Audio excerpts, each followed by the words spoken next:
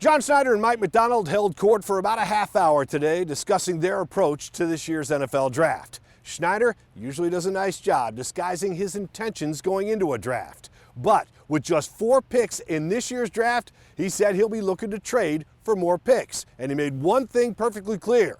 He doesn't care who his trade partners are. Everybody has their own plan, and I don't think teams are concerned about whether they're going to help another team or not help a team. Or we've talked within our division. That was kind of frowned upon for a while. Like, you don't trade within your division.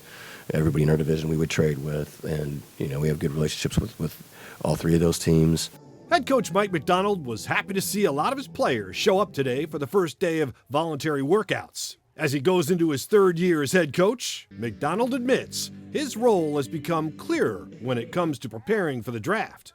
Well, you're working with a personnel department that's been together for a long time, and they got a really clear understanding about what makes a Seahawk, so this isn't their first rodeo. I think there's a lack of depth in this draft, and I thought our scouts did a great job in the fall of identifying that, and that allowed us to be a little bit more willing to give up the 4th and 5th round draft pick. But no matter what draft you're in, what year, it's our responsibility to the organization to be able to find true Seahawks all the way through it. With all the talk today involving the draft, Schneider did say everybody wants the Seahawks draft pick, number 32 in the 1st round, which means you won the Super Bowl.